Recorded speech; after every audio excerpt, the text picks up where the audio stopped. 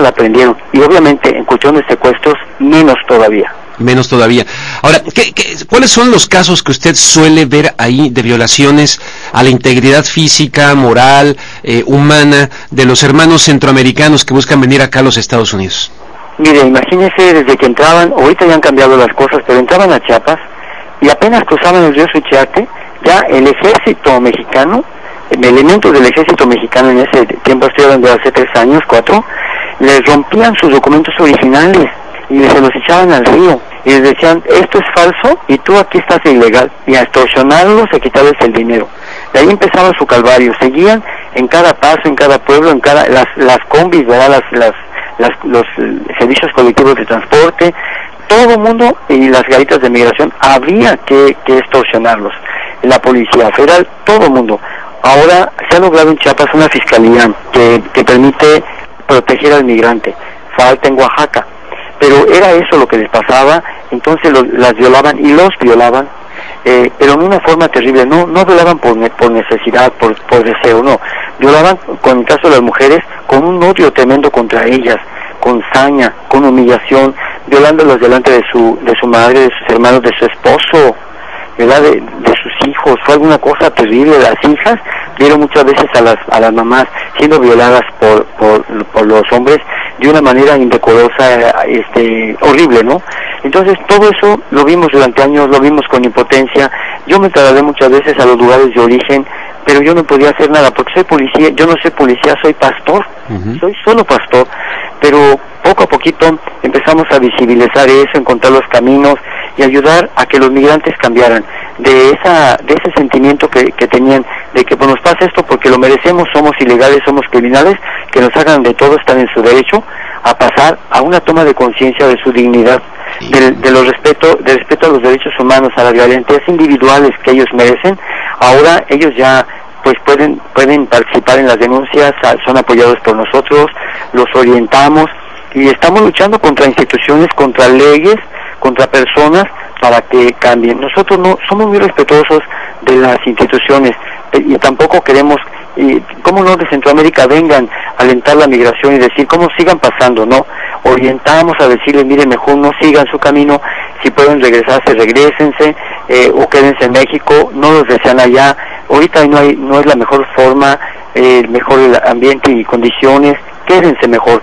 Todos les orientamos, pero finalmente son ellos los que toman las decisiones. Oiga, padre, el Cristo de los evangelios, el Cristo vivo de carne y hueso que nos narran los evangelios, si lo colocáramos en este momento, en todo este problema, en medio de todo este problema, aquí en Estados Unidos, ante la Casa Blanca, ante las autoridades mexicanas, ante la frontera, etcétera, ¿qué le pediría a Barack Obama, o qué le diría Barack Obama, Felipe Calderón, a los gobiernos de Centroamérica, a las autoridades migratorias? O sea, ¿cuál sería la postura cristiana? ¿Cuál es la postura cristiana real, no la que de cada quien se va acomodando según su conveniencia, real ante este problema? Yo creo que en ese contexto de haber dejado solo a Jesús, en iglesias que rezan mucho, que hablan mucho de él, que le rinden culto, pero que en la práctica no vivimos su palabra. Yo les diría que es tiempo de abrir los ojos, es tiempo de convertirnos al reino. El reino es ser hermanos. Les diría que es tiempo de escuchar a Jesús. Hoy más que nunca necesitamos ser discípulos de él, no personas que adoran a Jesús, ser devotos. Él quiere misioneros, no nada más devotos pasivos que sientan mucho amor y enciendan veladoras. Él necesita apóstoles que busquen, como él dice, primero el reino de Dios y su justicia. Yo creo que les diría eso a Obama, a Calderón, que si de veras tienen fe, lo demuestren escuchándolo a él y cumpliendo su palabra, porque su palabra es siempre en favor del ser humano, de cualquier ser humano, sobre todo de aquellos que están en desventaja.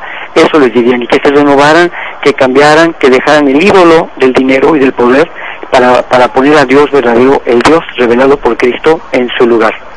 Bueno, muy bien, padre. Ahora, todo el mundo estamos conscientes, como aquella frase que, si no mal la recuerdo, dice que ahí donde no impera o no reina la justicia, es peligroso tener la razón. Y en este momento en México tenemos pues muchas situaciones realmente generalizadas de injusticia, donde se entreveran muchas amenazas, donde se confunde que si el crimen organizado, que si el narcotráfico, que si las maras, que si la complicidad de todo esto con determinados funcionarios de gobiernos tanto a nivel federal como a nivel estatal, etcétera. Es decir, usted está viviendo su fe y siguiendo desde su perspectiva las palabras de Cristo en una zona donde es peligroso tener la razón y donde es peligroso, evidentemente, ejercer el amor cristiano. Y eso le ha valido a usted recientemente recibir amenazas de muerte. ¿Nos puede explicar quiénes y por qué, después de qué acciones que usted realizó tras el secuestro que estaban negando las autoridades mexicanas, de hecho en un principio, de que habían sido secuestrados inmigrantes centroamericanos allá en Oaxaca? Bueno, es que los intereses que estamos tocando mi equipo, las 52 casas del migrante de México, el equipo de movilidad humana, ¿verdad?, se enfrenta a un poder enorme. Están intereses geopolíticos estratégicos de Estado, como son el compromiso que el gobierno de México cree tener y como lo interpreta, así lo traduce con Estados Unidos en respecto al Plan Mérida. Sí. ¿Verdad? Que tal vez él interprete que puede hacerlo como quiera y no es así. Están intereses también económicos muy fuertes de todas las diferentes diferenciaciones de delitos que hay en torno a los migrantes, como son el trata de personas con fines de explotación laboral y sexual, tráfico de personas, tráfico de órganos, extorsiones, secuestros, violaciones, prostitución. Es una lista enorme que deja millones de dólares a costa de hundir, a costa de destruir vidas humanas. Nosotros, es decir, le voy a decir, como yo soy una metáfora algún día, dos metáforas. Una, que es la del albergue. El albergue es como un jardín sobre un yacimiento petrolero. El jardín no les interesa y tampoco el jardinero. Quisieran que se destruyera como del lugar para poder explotar de la forma que sea al hermano migrante, a la hermana migrante. Pero la otra metáfora que yo uso es un juego de naipes, Rubén. Este juego de naipes lo hemos visto durante años, que están tirando carta tras carta. Y esas cartas son la forma de eliminar el albergue y eliminarme a mí. Primero, tienen diferentes formas de eliminarnos, como esa que empleó Ulises Ruiz el 20 de marzo en Washington, a través de su representante, que pedía que el albergue se cambiara, que el albergue... Yo voy para allá ahorita. Gracias. Que el albergue se quitara de aquí y se mandara a 3 kilómetros de aquí. Ajá. Imagínense. ¿Y para qué? O sea, para quienes lo escuchan, padre, y no saben acá, porque también no todos son mexicanos, quién es Ulises Ruiz, es el ex gobernador del estado de Oaxaca, ahí en México. Exactamente. Sí. Una persona acusada por la Suprema Corte de Justicia de la Nación como un gran violador de los derechos humanos. Sí. Entonces, esta persona envió a su representante ante la OEA, ante la Comisión Interamericana de Derechos Humanos, para pedir que el albergue que está frente a las vías se quitara de aquí y se mandara a 3 kilómetros. Es decir, a donde ese jardinero no estorbaran para explotar de la forma más inerme y más cruel también a los pobres migrantes. Yo le mandé contestar a su representante con él, le dije que primero tiene que pasar sobre mi cadáver, que jamás iba a permitir eso. Pero además, recuerde que ahorita con el nuevo gobierno han cambiado también, se ha removido, pues para usar un término coloquial, se han regado las cucarachas. Y entonces ahora el pobre gobernador de Oaxaca, Gabino Cue Monteagudo, pero también el mismo procurador Manuel de Jesús López, ¿verdad? Estas personas de buena voluntad, créanmelo, que les tocó bailar con la más fea, porque les entregan a un Oaxaca minado, un Oaxaca con muchísima corrupción heredada de tantos años de ese tipo de vida. Sí. Entonces nosotros que estamos enfrentando esto, además lo hago con claridad porque creo que si estuviera Jesús en ese momento, él haría lo mismo, Y si yo me fuera, me saldría del camino de decirme, si tú no regresas al albergue, yo voy a regresar para ser crucificado, como se le dijo a Pedro en Quo Vadis. ¿Se acuerda esa hermosa novela? Sí, cómo no. Entonces, sí. Eso es lo que está pasando. Yo sí siento cada día que pues, nuestra vida se peligra. Le voy a contar una anécdota reciente. Todo lo que nos pase a nosotros, Rubén, sí, se los vamos a contar a ustedes, se los vamos a decir, porque no tenemos nada que ocultar. En un pueblo que se llama Huehuetoca, del Estado de México, cerca de Lechería, iban unos migrantes que habían estado aquí el 24 de diciembre, que compartieron con nosotros la Nochebuena, la primera y la única que hemos tenido en 5 años. ¿Y sabe qué? Ahí van, los secuestraron, los querían secuestrar unos zetas. Esos muchachos, no todos los secuestraron, corrieron, pero antes de correr, supuestamente antes de que se escaparan, uno de ellos que había estado aquí, le enseñó una fotografía a uno de los zetas y le dijo, no puedo pronunciar las palabras que dijo él, pero enseñó el periódico donde estaba yo y estaba un periodista. Y le dijo a este tal por cual, refiriéndose a mí, hijo de su tal por cual, y a este otro periodista, le vamos a partir todos, ¿sí? Sí. Este muchacho no dijo nada, pero cuando estaba en la confusión de querer meter ya a los que se iban a llevar al secuestro, él se escapó, logró escaparse, y fíjese qué valiente, qué leal este muchacho, de verdad, nos habló, nos dijo, padre, cuídense porque así, ¿sí se da cuenta? Y esos son los zetas, que están en todos lados. Entonces sí, el peligro existe porque sí estamos estorbando, como le digo, pero la otra metáfora que yo quería usar con ustedes es un juego de naipes, que usa una carta y otra. La última carta, Rubén, me queda claro que es matarme. Cuando ellos ya agoten todas las posibilidades, todas las formas disimuladas de eliminación, lo van a hacer de la forma que sea, eso lo tengo claro.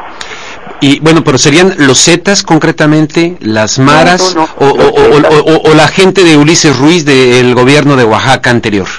Es que el gobierno está aquí todavía. Está ahí todavía. Y además me queda claro, Rubén, que no es toda esta mafia. Arriba de los zetas hay políticos. Hay políticos, claro. Por supuesto que sí. Me queda claro que los zetas no van a actuar solitos. Claro. No. Si no hubiera políticos arriba, si no hubiera filtración y corrupción, se nos hubieran exterminado. O sea que si a usted le llegara a pasar algo, me puede decir hoy, en este programa Contragolpe, ¿a quién responsabiliza usted si le llega a ocurrir algo? Algún funcionario alto de gobierno federal y también estatal, porque están metidos en eso. Obviamente no estoy hablando del gobernador, no estoy hablando del procurador, pero estoy hablando de esa filtración que ya se fue hasta arriba y que no es novedad. El gobierno federal, ¿qué dice de su situación? Porque me parece verdaderamente increíble que se quedara de brazos cruzados. Me refiero el presidente Felipe Calderón, el secretario de Gobernación, en fin, toda esta gente, ¿qué dicen? Mire, todos ellos, el presidente Calderón, Margarita Zavala, Gobernación, todas estas personas sí están realmente preocupadas por mi seguridad, se han comunicado conmigo, yo sí creo que ellos tengan buena intención y además la firme voluntad de ayudarme. El problema no está en ellos, yo creo que es alguien que no puedo precisar todavía. Si supiera yo lo diría, Sí. Pero ahorita mismo lo diría yo, si supiera, pero no lo sé. Está el señor Genaro García Luna, ¿no? Que es el encargado de la seguridad nacional, ¿no? Por lo tanto debiera estar encargado de su seguridad. Bueno, yo le voy a contar una anécdota cuando le voy a platicar esto que sucedió. Mire, de la Secretaría de Seguridad Pública empezamos a tener contacto con ellos empezando el año anterior. Sí. Y fíjese lo que pasó. El 23 de enero llega ese asalto cínico, cobarde, de la Policía Federal contra los migrantes. La mayoría, fíjese, son guatemaltecos y MAM, son hermanos indígenas MAM, de la provincia de San Marcos, sí, ¿verdad? Donde pues sale mucha gente. Pues de ese lugar, fíjese, vienen ellos, les hacen todo lo que les hicieron.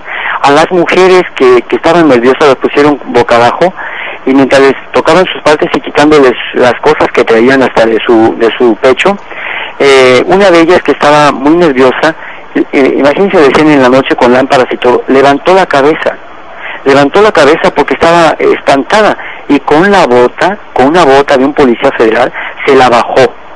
Y ella dice con su palabra, con su expresión, mi boca se llenó de tierra. ¿Sí? Esto es una cobardía. Tremendo. ¿Sabe qué hicimos nosotros? Pusimos la denuncia y tuvimos, eso fue el 23, el 26, que era martes, a las 3 de la tarde, con tan buena suerte que 2 testigos que venían conmigo, mujeres, me dijeron